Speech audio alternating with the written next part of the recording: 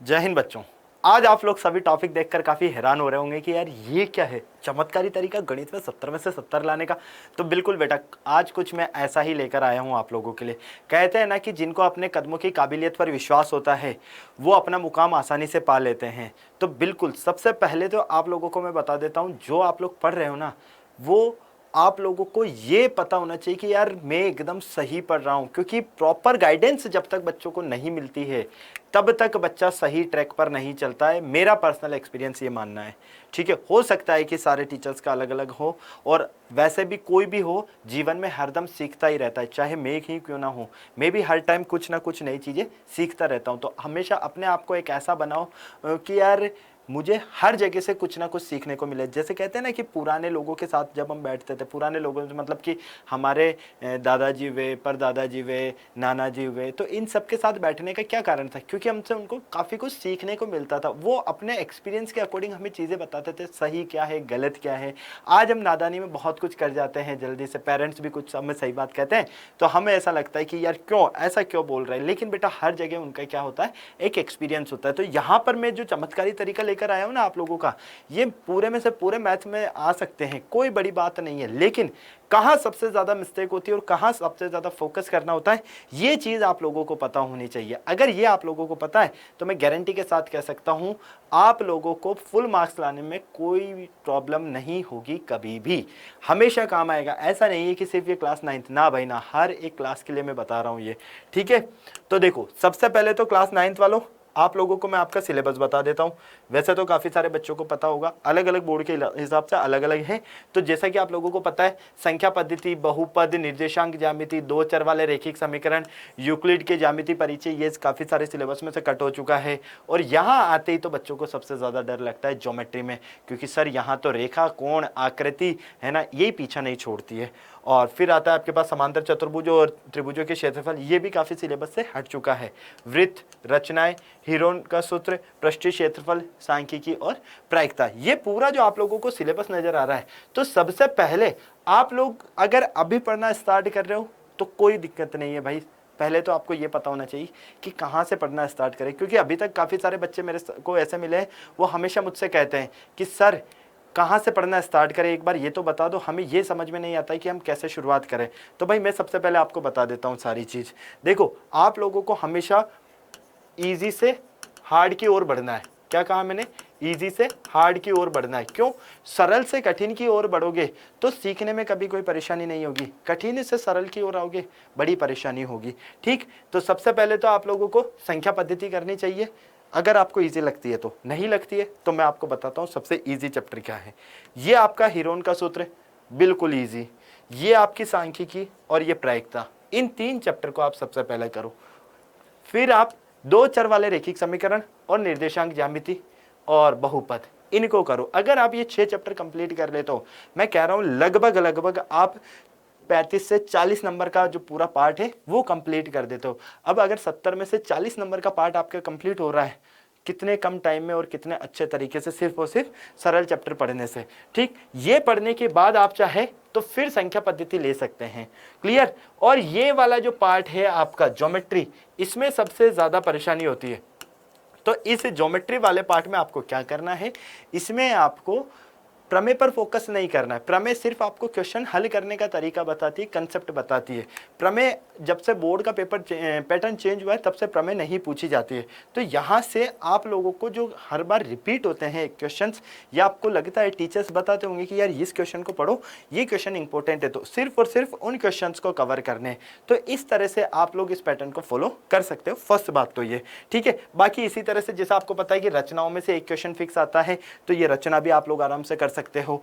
ठीक है, तो बाकी सारे चैप्टर्स भी आपको इसी तरह से कवर करने हैं। लेकिन कहने का पॉइंट क्या है मेरा, कठिन से आपको सरल की ओर नहीं जाना है, सरल से कठिन की ओर आना है। ठीक, पता चले आप लोग त्रिभुज उठा लो और फिर कहो कि सर मेरा तो पढ़ने में मन नहीं लग रहा, तो भैया नहीं लगेगा, क्योंकि ये वैसे ही टफ लगता है बच्चों को। तो पहले सरल चैप्टर्स को उठाओ ताकि जो मैक्सिमम मार्क्स के हो, और फिर कठिन की ओर बढ़ो। ठीक, इसके आगे अगर मैं आप लोगों से बात करूं तो देखो भैया, बहुत सारी चीजें ऐसी हैं जो आप लोगों को करनी चाहिए। जैसे जिस भी एक्सरसाइज को आप लोग कर रहे हो या जो भी आपने चैप्टर स्टार्ट किया है उसके एग्जाम्पल्स को सबसे पहले सॉल्व करो। क्यों? क्योंकि एग्जाम्पल को सॉल्व करने का रीजन एक तो क्या है, एक तो एग्जाम्पल काफी ईजी होते हैं। एग्जाम्पल क्या होते हैं बेटा? काफी ईजी होते हैं। इसके अलावा और अगर मैं आप लोगों को बताऊं तो ये ऑलरेडी सॉल्व होते हैं, तो हमें इनके हल ढूंढने में परेशानी नहीं होती है। तो आप लोगों को क्या करना चाहिए, सबसे पहले तो एग्जाम्पल्स को सॉल्व करने चाहिए और आप लोगों को कॉन्फिडेंस बिल्ड करना है अपने अंदर कि यार मुझसे तो क्वेश्चंस हो रहे हैं। और जब ये कॉन्फिडेंस बिल्ड हो जाता है फिर कोई परेशानी नहीं होती है। फिर सबसे बड़ी मिस्टेक क्या करते हैं बच्चे एग्जाम में, क्वेश्चन से ठीक से रीड नहीं करते हैं। तो भैया आप लोगों को जब प्रैक्टिस कर रहे हो ना तब से ये अपनी हैबिट बनानी है कि मुझे क्वेश्चन जो है अच्छे से रीड करना है। क्योंकि बहुत सी बार देखा गया है कि हम ज़्यादा एक्साइटेड हो जाते हैं, क्वेश्चन को सॉल्व करने से पहले एक्साइटमेंट आ जाता है, अरे यार ये तो मुझे आता है, लेकिन पता चलता है लास्ट में क्वेश्चन थोड़ा सा चेंज हो जाता है, तो फिर वहाँ हमारा आंसर नहीं आता, हमारा दिमाग घूमता है। तो भैया इसीलिए कहा जाता है कि आपको क्वेश्चंस को ठीक से रिपीट करना है और रीड करना है। ठीक, नेक्स्ट सबसे इंपॉर्टेंट, आप लोगों के पास में फॉर्मूला शीट रेडी होनी चाहिए। अगर आप लोगों के पास में फॉर्मूला शीट नहीं बनी हुई है तो आप लोगों को बना लेनी चाहिए। फॉर्मूला शीट बनाने का कारण क्या है, जब आप लोगों के पास में फॉर्मूलाज एक साथ रहेंगे तो आपको ज़्यादा इधर उधर ढूंढना नहीं पड़ेगा। और मैं तो ये कहता हूँ कि पर्टिकुलर हर एक चैप्टर के फॉर्मूलाज की अगर शीट बना पाओ तो सबसे अच्छी बात है वो आप लोगों के लिए, ताकि आप लोगों को फॉर्मूला याद करने में भी दिक्कत ना हो और आपको जब भी ढूंढने हो तो सारे फॉर्मूलाज आपके पास एक ही साथ मिल जाए, टाइम वेस्ट भी नहीं होता है। Next, practice practice practice. कहते हैं ना practice make a perfect man. Practice हमेशा एक अच्छा आदमी बनाती है। क्यों? क्योंकि जितनी ज्यादा तुम लोग प्रैक्टिस करोगे उतने ज्यादा चांसेस है तुम्हारे अच्छे मार्क्स आने के।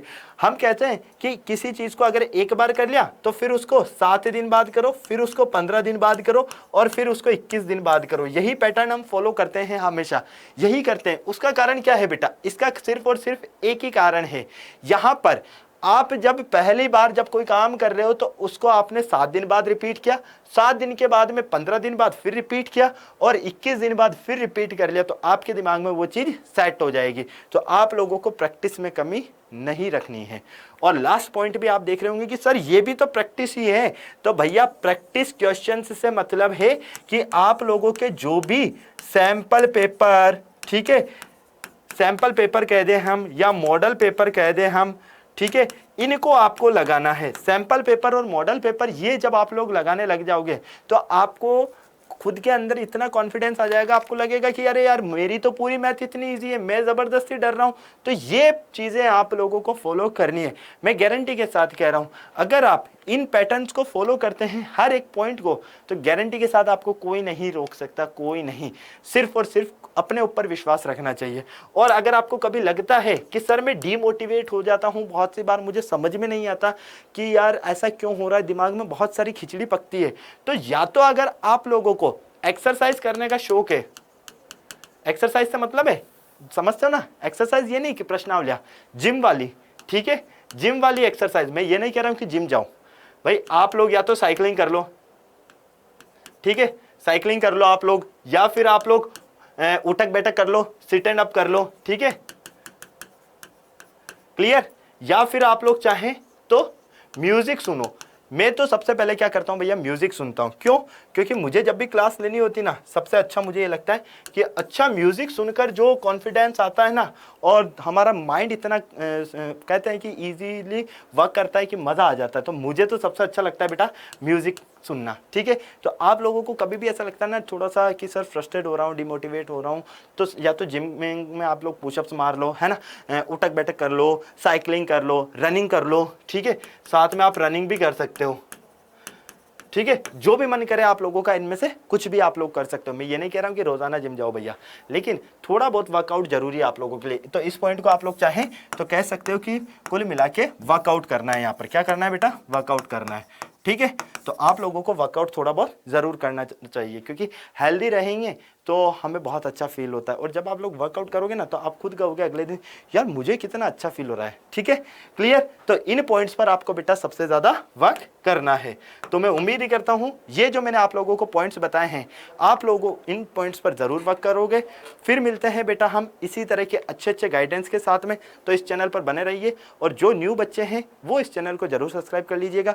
और पुराने बच्चे और साथ ही साथ में न्यू बच्चों का अगर कोई और सजेशन हो तो वो आप लोगों के पास कमेंट बॉक्स का ऑप्शन है, कमेंट बॉक्स में कमेंट करके मुझे बता सकते हो।